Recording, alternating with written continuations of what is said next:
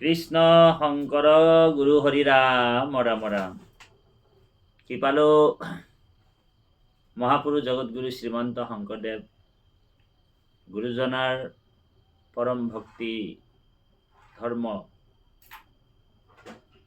থকা যিসকল গুৰু ভক্তি গুৰু প্ৰেম ভাৱেৰে যিসকল ভক্তি কৰে সকলোৰ প্ৰতি মোৰ শ্ৰদ্ধা আৰু সকলোৰ প্ৰতি সেৱা জনাই আমি আজি চমু ভিডিঅ' এটা আপোনালোকৰ মাজত আগবঢ়ালো। কৃষ্ণ কৃষ্ণ। এই ৰাম ৰাম ৰাম ৰাম শৈবেক কুসুম নাম কায়স্থ প্ৰধান বট দৰবা নামে গ্ৰাম মহাযশ বান ও ৰাম শ্ৰী শংকৰ গদাধৰ নাম হইবে আগে অক্ৰমে বিহাৰিব নিজ বালকৰ লগে। মহাপুৰুষ গুৰুজনাৰ অৱতাৰৰ কথা কৈছে কুৰুক্ষেত্ৰ পুৰাণত কৈছে, কুৰুক্ষেত্ৰ পুৰাণতো আছে, গুপ্তাম হৰিয়ম যশ বৈষ্ণৱম বিপুলম কীৰ্তি দেৱতা হৰি শংকৰে ৰূপেণ নিজ ভক্তি প্ৰচাৰয়তে। মহাপুৰুষ জগতগুৰু শ্ৰীমন্ত শংকৰদেৱ আবিৰ্ভাৱৰ কথাটো শাশ্বত তন্ত্ৰত কৈছে যে ভৱ ভাৰয় তাৰয় ভগৱান ভূত ভৱান অৱতাৰো নিজা অংশেন অস্ত্ৰম শ্ৰৱণম কীৰ্তনম। গতিকে চাৰিখন অস্ত্ৰ লৈ ভগৱন্ত কৃষ্ণৰ অৱতাৰ নহয়, জগতগুৰু শ্ৰীমন্ত শংকৰদেৱ ভগৱান কৃষ্ণই নিজে নামি আহিছে আৰু প্ৰধান অস্ত্ৰ দুবিধ, এটা হৈছে শ্ৰৱণ আৰু কীৰ্তন। গতিকে এই কথাটোকে পদ্ম পুৰাণত ব্ৰহ্মাৰ আগত ভগৱান কৃষ্ণই কৈছিল, এ ৰাম মাধৱ বদতি তুমি শুনা সৃষ্টি কৰ ইটো অৱতাৰ কথা শুনা বিধি বৰ ছদ্মৰূপ ধৰি শূদ্ৰ কুলে শুইবু জাত শুইবু শংকৰ নাম জগত প্ৰখ্যাত। এ ৰাম ৰাম, এই যে যিটো তত্ত্ব মহাপুৰুষ গুৰুৰূপে আহি স্বয়ং ভগৱান কৃষ্ণই আকৌ কৈছে, মোৰ যিটো অংশ হলি ৰাম নাম ধৰ মাধৱ স্বৰূপে শুইবে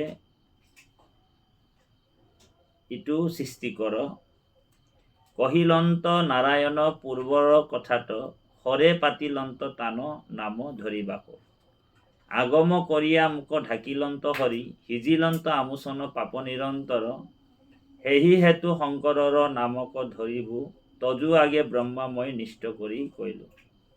গতিকে মহাপুৰুষ ভগৱান যুগে যুগে গীতাত ভগৱান অৰ্জুনক কৈছে যে যেতিয়াই পৃথিৱীত ধৰ্মৰ গ্লানি হয়, অধৰ্মৰ প্ৰাদুৰ্ভাৱ হয়, তেতিয়া দুষ্টক বিনাশ কৰি সন্তক পালন কৰি ধৰ্ম দৰ্শন স্থাপনৰ কাৰণে মহাপুৰুষ এইবাৰ গুৰুৰূপে আজিৰ পৰা 500 বছৰ পূৰ্বে অৱতাৰ হৈছে। মহাপুৰুষ জগতগুৰু শ্ৰীমন্ত শংকৰদেৱৰ ধৰ্ম দৰ্শন আদৰ্শৰ বাদে আজি আপোনালোক দেখিছে ভাৰতবৰ্ষৰ যি সনাতন ধৰ্ম বুলি আছে, এইবিলাক বহু ধৰ্মৰ অনুষ্ঠান আছে আৰু শংকৰাচাৰ্য আছে, কিবা আছে, বহু ডাঙৰ ডাঙৰ মালা পিন্ধি ডাঙৰ ডাঙৰ তিলক লৈ কোনোবা গেৰুৱা বস্ত্ৰ পিন্ধিছে, কোনোবা আপোনাৰ হালধীয়া বস্ত্ৰ পিন্ধিছে, এনেকুৱা জট ধৰি ধৰি বহুত মানুহক বহু ধৰণৰ কথা কৈ বিপদত পৰিচালনা কৰিছে। কাৰটো মানিব ভক্তি, কাৰ কথাটো শুদ্ধভাৱে আপুনি মই গ্ৰহণ কৰিম। কোনো পোৱা নাই। গতিকে আটাইতকৈ ডাঙৰ যিটো তত্ত্ব মহাপুৰুষ জগতগুৰু শ্ৰীমন্ত শংকৰদেৱে বেদ বেদান্ত সাৰ কাঢ়ি আনি কেৱল কৃষ্ণ ভক্তি মাহাত্ম্য প্ৰচাৰ কৰিছে, আপোনালোক জানে। আৰু সেই কৃষ্ণ ভক্তি মাহাত্ম্যৰ কথা মহাপুৰুষ জগতগুৰু শ্ৰীমন্ত শংকৰদেৱৰ ধৰ্মৰ বাহিৰে আন কোনো আনিব নোৱাৰে। বহুতে বহু ধৰ্মৰ তুলনা কৰিছে, সেইকাৰণে কৈছে আন যত হবে মিছা ভক্তিৰ অভাৱে। আন যিমানবিলাক আছে, এতিয়া প্ৰয়াগ তীৰ্থত আমি দেখিলোঁ সিদিনাখন টিভিত, প্ৰয়াগত শংকৰাচাৰ্য এজন পালকিত বহি আহিছে, তাক প্ৰশাসনে সোমাব নিদিয়াৰ কাৰণে অনাসন কৰি 5 দিন থাকিলে। তাৰপিছত যেতিয়া ভোক বেছিকৈ লাগি গ'ল, তেওঁ লাক্সাৰী গাড়ীত গৈ কিনি আৰাম কৰি আছে। গতিকে ধৰ্মৰ নামত সেইবিলাক কৰ্ম, সনাতন ধৰ্মৰ ভণ্ডামি বহুত চলি আছে, চলি থাকিব। কিন্তু মহাপুৰুষ গুৰুজনাৰ আদৰ্শটোৱে শুদ্ধ। আজি যুৱ প্ৰজন্ম সেই ডাঙৰ ডাঙৰ পণ্ডিত, ডাঙৰ ডাঙৰ বাবাবিলাকৰ কথাবিলাক মানি চলিছে। আচলতে সেইবিলাক শুদ্ধ নহয়। আমাৰ গুৰুজনাই ভূত দয়া, জীৱক দয়া, বিষ্ণু সেৱা কিমান 500 বছৰ পূৰ্বেই লিখি থৈ গৈছে। মহাপুৰুষ গুৰুজনাৰ আদৰ্শবিলাক যুৱ প্ৰজন্মই যদি সুন্দৰভাৱে অধ্যয়ন কৰে, পঢ়ে, তেতিয়া আমাৰ অসমতেই মহাপুৰুষ গুৰুজনাৰ জগতগুৰু শ্ৰীমন্ত শংকৰদেৱক শুদ্ধ গুৰুৰূপে তেওঁলোকে লাভ কৰিব পাৰিব। কিন্তু দুৰ্ভাগ্যজনৰ কথা, আমাৰ যুৱ প্ৰজন্ম অন্য গুৰুক আশ্ৰয় কৰে, কিন্তু ভগৱান যি অৱতাৰ হৈ আহি, কৃষ্ণৰূপে আহি, জগতগুৰু শ্ৰীমন্ত শংকৰদেৱ স্বৰূপে আহি অৱতাৰ হৈছিলে, এই কথাটো তেওঁলোকে নাজানে। এতিয়া বহুত ধৰ্ম অনুষ্ঠান আমাৰ ভাৰতবৰ্ষত আছে, অসমতো আছে। তাৰ ভিতৰত এক শৰণ হৰিৰ নাম ধৰ্ম দৰ্শনটো মহাপুৰুষ শ্ৰীমন্ত শংকৰদেৱ গুৰুজনাৰ আদৰ্শ নীতি শুদ্ধ সত্যভাৱে কেৱল শ্ৰীমন্ত শংকৰদেৱ সংঘই পালন কৰি আছে, য'ত এক ঈশ্বৰবাদ, য'ত এক দেৱ এক সেৱ একো বিনে নাই কেৱ, য'ত ভগৱান কৃষ্ণৰ যি শ্ৰীমুখৰ বাণী সৰ্বধৰ্মানো পৰিত্যজ্য মামেকম শৰণম ব্ৰজ অহম তাম সৰ্ব পাপৈভ্য মোক্ষায়াস্মি মাম শুচ। যি শৰণৰ কথা, যি শৰণাৰ্থী, যি শৰণ, যি আশ্ৰয়, যি গোবিন্দৰ চৰণত, যি কৃষ্ণৰ চৰণত আশ্ৰয় লোৱাৰ তত্ত্বটোকে কৈছে। আৰু এই তত্ত্বটোকে পুনৰ তেওঁ গুৰুৰূপে আহি হৰিৰ নাম ধৰ্মটো, কাৰণ ভাগৱতত পদ্মপুৰাণতো কৈছে যে আদি সত্য যুগত ভকতি হৰিৰ নাম হৰণ ভজন ভক্তি আতি অনুপাম মহানন্দে সুখক লভয় জীৱচয় মোৰ মহাপ্ৰিয় হুয়া বৈকুণ্ঠ চলয়। পাছে দেখিলন্ত ব্ৰহ্মা আদি দেৱগণে মনুষ্যৰ পাপ নাই বিষ্ণুৰ স্মৰণে। বিষ্ণুৰ নাম লোৱাৰ মাত্ৰকে জীৱবিলাক গতি পোৱাৰ হেতুকে এই দেৱতাসকলে দেৱৰ ভাগটো পাবৰ কাৰণে দেৱ দেৱী পূজাটো ওলাই দিলে। আজি বিশ্বকৰ্মা পূজা হওক, সৰস্বতী পূজা হওক, তো গতিকে পূজা যি পদ্ধতিৰে, অনেক পূজা পদ্ধতিৰে অন্য দেৱ দেৱী পূজা কৰা হয়। গতিকে ইন্দ্ৰ, চন্দ্ৰ, ব্ৰহ্মা, অনেক দেৱ দেৱী আছে, কিন্তু যিজন মূল দেৱতা হৈছে সুপ্ৰিম যিজন, সেইজন ভগৱান কৃষ্ণ। সেইকাৰণে কৃষ্ণ ভক্তি কৰা নিত মনক সংযম দিয় দান সমস্তকে বুদ্ধি কৰি সম পৰৰ ধৰ্মক নিনিন্দিবা কদাচিত শৈবা শান্ত সমস্ত ধৰ্মত বৎসল এহি মহাভাগৱত ধৰ্ম জানা মহাবল। তাৰমানে ভাগৱত ধৰ্মৰ উদ্দেশ্যটো হৈছে পৰ ধৰ্ম হিংসা কৰিব নালাগে বা নিন্দা কৰিব নালাগে। এতিয়া পৰ ধৰ্ম, যিটো ধৰ্ম হয় মানে শুদ্ধ ধৰ্ম, সেইটোকেই নিন্দা কৰিব মানা কৰিছে, হিংসা কৰিব মানা কৰিছে। যিটো ধৰ্মই নহয়, যিটো ধৰ্মৰ লগত কোনো সম্বন্ধই নাই, যি যন্ত্ৰ মন্ত্ৰ বলি বিধান এইবিলাক ধৰ্ম নহয়। সেইকাৰণে তাক নিন্দা কৰাটো অপৰাধ নহয়, সেইটো অপৰাধ হ'বও নোৱাৰে আৰু সেইটোত পাপ নহয়। গতিকে সেইসকলক ভাগৱতে কৈছে দবা কোবাই ঢোল বাদ্য বজাই ক'বলৈহে কৈছে যে কৃষ্ণ ভক্তি কৰাটোৱেই মানুহৰ জীৱনৰ আটাইতকৈ মূল বস্তু। গতিকে বাপাইসকল, ইয়াতে আমি এটা কথা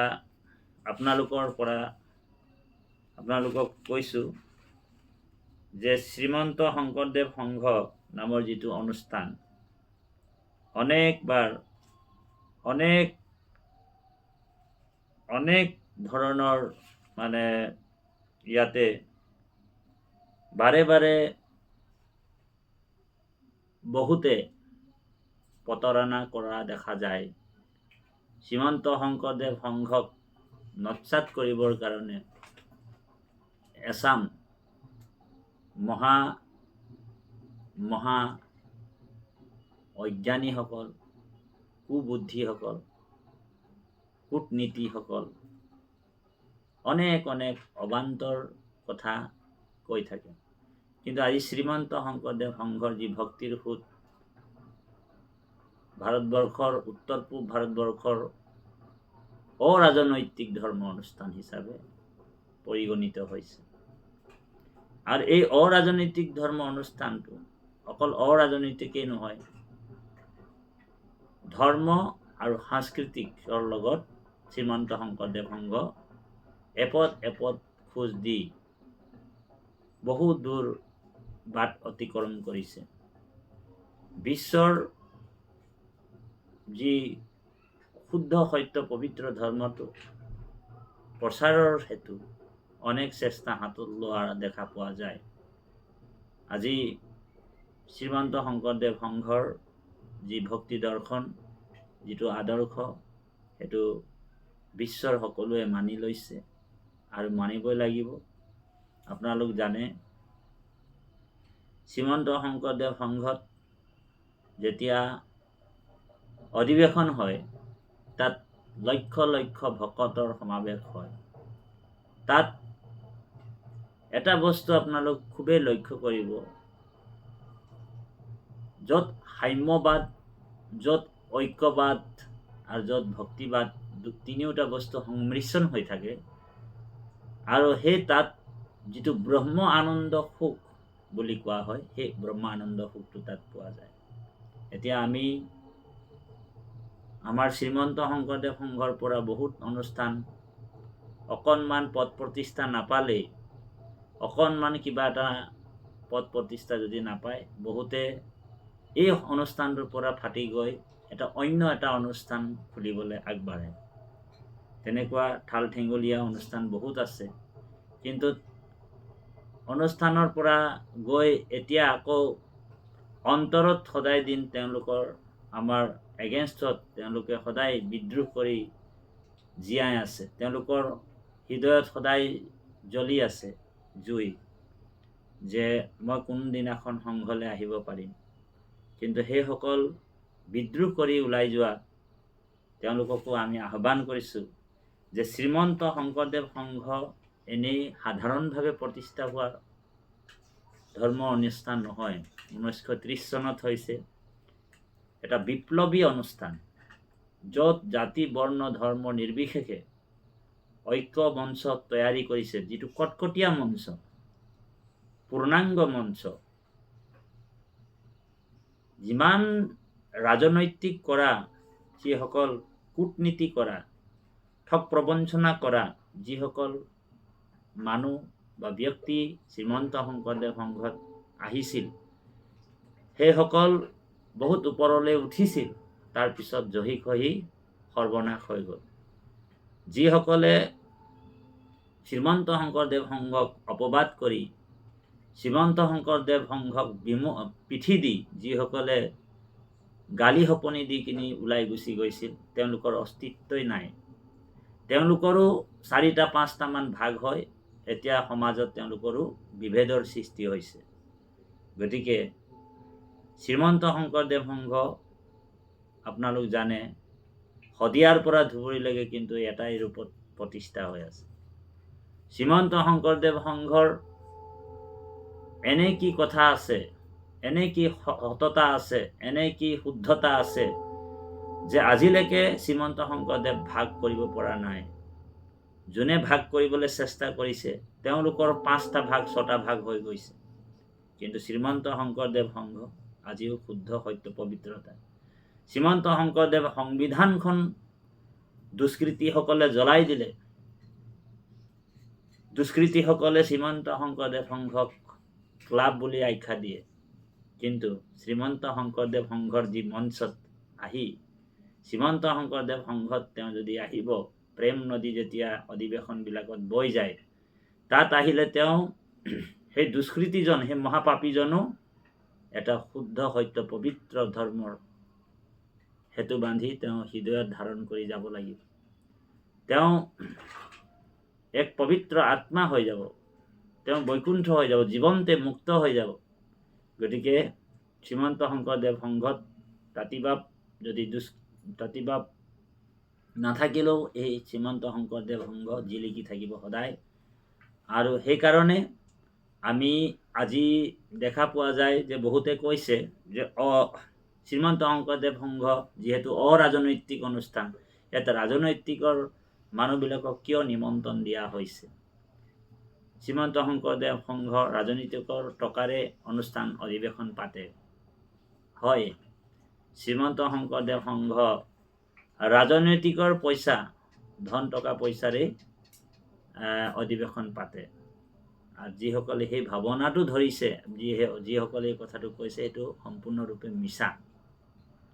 কেনেকুৱা মিছা? আপোনালোক জানে ভাৰতবৰ্ষ হৈছে গণতান্ত্ৰিক দেশ আৰু ধৰ্ম নিৰপেক্ষ দেশ। গতিকে ভাৰতবৰ্ষত আপুনি মই জন্মগ্ৰহণ কৰিছোঁ, যেতিয়াই জন্মগ্ৰহণ কৰিছোঁ, ইয়াত আপুনি মই নিজৰ স্বতন্ত্ৰভাৱে একো কাম কৰিব নোৱাৰোঁ। যদিও আপোনাৰ জীৱনটো স্বতন্ত্ৰ, কিন্তু কিছু কিছু ক্ষেত্ৰত আপুনি পৰতন্ত্ৰ হৈ আছে। যেনেকৈ উদাহৰণ, আপুনি কিবা এটা অনুষ্ঠান যদি পাতিব হয় অকণ বহল ভিত্তিত, তেতিয়া আপুনি ঘৰতে যদি অনুষ্ঠান এটা পাতে, তেতিয়া আপুনি প্ৰশাসন বা ৰাজনৈতিকৰ সহায় ল'ব লাগিব। ঠিক আজি শ্ৰীমন্ত শংকৰদেৱ সংঘৰ আজি যিসকল ৰাজনীতিৰ টকা বুলি কৈছে, প্ৰত্যেকটা শ্ৰীমন্ত শংকৰদেৱ 50 লাখ সংগী আছে, তাৰে 2 টকাকৈও যদি আমি কালেকশ্যন কৰোঁ, তেতিয়াও আমাৰ 1 কোটি টকা আমাৰ মাহে, এই এটা দিনত যদি 2 টকাকৈ উঠে, তেতিয়া প্ৰত্যেক দিনে আমি লাখ টকাকৈ আমি পইচা কালেকশ্যন কৰিব পাৰোঁ। কিন্তু আজি ৰাজনৈতিকৰ সহায় সহযোগ কিয় লাগে? কাৰণ আপোনালোক জানে যে আজি শ্ৰীমন্ত শংকৰদেৱ সংঘৰ মজিয়াখনত যি অধিৱেশন পবিত্ৰ স্থানলৈ 95 সংখ্যক অধিৱেশন হওক বা 94 সংখ্যক অধিৱেশন হওক, সেই অনুষ্ঠানটিত লক্ষ লক্ষ ভকত আহে, বৈষ্ণৱ আহে, ৰাইজ আহে। মানৱ সেৱাটো কৰা আমাৰ ধৰ্ম।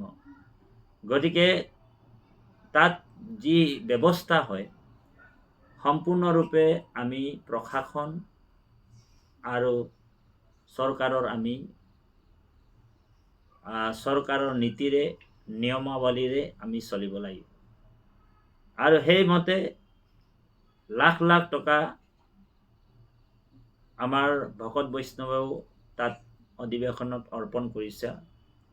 আৰু লগতে চৰকাৰেও সেই অনুষ্ঠানটোৰ প্ৰতি প্ৰেম ভক্তিৰে পইচা পাতিয়েই হওক, আৰ্থিকভাৱে হওক, কায়িকভাৱে হওক বা সামাজিকভাৱে তেওঁলোকে সহায় সহযোগ কৰে। আৰু এইটো মই ভাবোঁ যে এইটো অশুদ্ধ একো নাই, কাৰণ সকলোৰ হৃদয়তে ভগৱান আছে। সেই ৰাজনৈতিকৰ মানুহটোৰ হৃদয়তো ভগৱান আছে। তেওঁ আহি এই মঞ্চখনত ৰাইজৰ সেৱাৰ কাৰণে আহিছে, এভাগ অৰ্পণ কৰিম বুলি আহিছে। সেইটো ভাল কথা। ঈশ্বৰ সেৱা ভকত সেৱা যেতিয়া কৰিব তেওঁৰ যিটো ৰাজতন্ত্ৰ পবিত্ৰতা আহিব, তেওঁ ঠগ বাজি অপকৰ্ম কৰিবৰ কাৰণে তেওঁ অকণমান নিজকে লজ্জাবোধ কৰিব আগলৈকে। সেইকাৰণে সেই ৰাজতন্ত্ৰৰ মানুহবিলাক, ৰাজনৈতিক মানুহবিলাকক আমন্ত্ৰণ কৰা হৈছে। কিন্তু বিশেষভাৱে যদি আমি বেছিকৈ ৰাজতন্ত্ৰৰ কথা ইয়াত ধৰ্ম আনুষ্ঠানিক সভাত যদি ব্যাখ্যা কৰা হয়, তেনেহ'লে ধৰ্মটো ধৰ্ম নীতিত নাথাকি একেবাৰে ৰাজতন্ত্ৰলৈ গুচি যাব। সেইকাৰণে সেইটোও আমি আহ্বান কৰোঁ যে এজন দুজন তিনিজন 10জনলৈকে ৰাজনৈতিকৰ নেতাসকলক আমন্ত্ৰণ কৰি তেওঁলোকৰ পৰাও আমি দিহা পৰামৰ্শ ল'ব লাগিব। কিন্তু আমি যিহেতু শ্ৰীমন্ত শংকৰদেৱ সংঘৰ ৰাজনৈতিক ধৰ্মীয় অনুষ্ঠান, আমি ধৰ্মৰ আলোচনা বিশেষভাৱে আগত ধৰ্ম আলোচনাটো শ্ৰীমন্ত শংকৰদেৱ সংঘত বেছিকৈ দেখা পোৱা গৈছিল।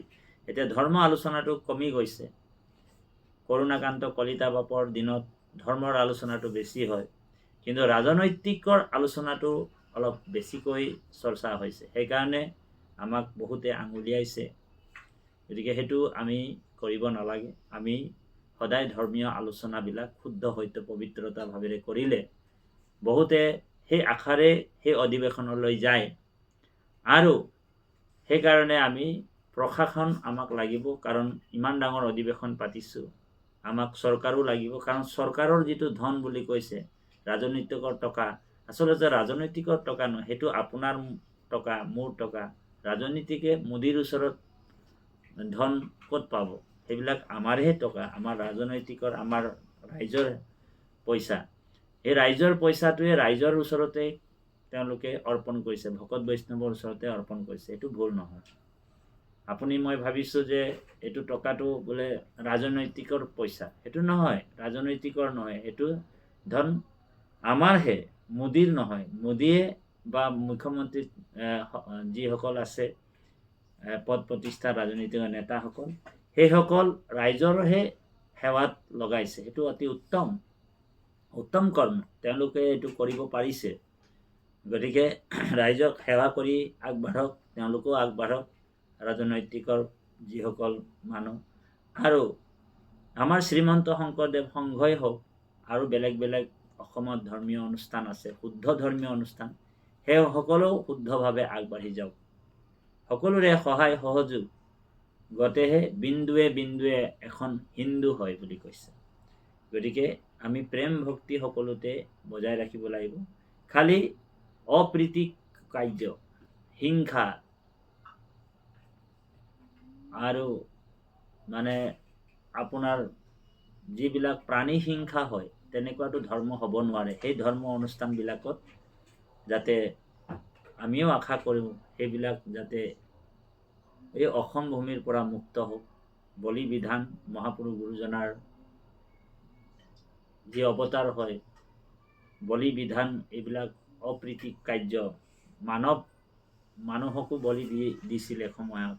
এইবিলাক মহাপুৰুষ গুৰুজনাই আঁতৰাই এক শুদ্ধ সত্য পবিত্ৰ প্ৰেম জীয়াই থাকিবলৈ সকলো জীৱৰ প্ৰতি দয়াৰ ভাৱেৰে, সেইকাৰণে কৈছে যে সমস্ত জীৱতে আছো মই হৰি, সবাকো মানিবা তুমি বিষ্ণু বুদ্ধি কৰি। সমস্ত জীৱত ভগৱন্ত পৰমাত্মা বিদ্যমান আছে, আৰু আমাক মহাপুৰুষ গুৰুজনাই সেই আদৰ্শ নীতি কৈছে। সেই আদৰ্শ নীতিক আমি পালন কৰি যাব লাগিব। আৰু প্ৰত্যেকটা ধৰ্মীয় অনুষ্ঠানে শুদ্ধ সত্য পবিত্ৰতা ভাৱেৰে যাব লাগিব। আৰু এক শৰণটো কৃষ্ণ ভকতি, মূল বস্তু সেইটো। এক দেৱ এক সেৱ একবিনে নাইকে, য'ত এক ঈশ্বৰবাদ, সৰ্বধৰ্মানো পৰিত্যাজ্য মামেকম শৰণম ব্ৰজ। য'ত নেকি ভগৱন্ত কৃষ্ণই গীতাত কৈছে, মন মনা ভৱ মদ ভক্তু মদ জাজি মাম নমস্কুৰু, মামে বশৈষী সত্যম তে প্ৰতিজনে প্ৰিয় শশী।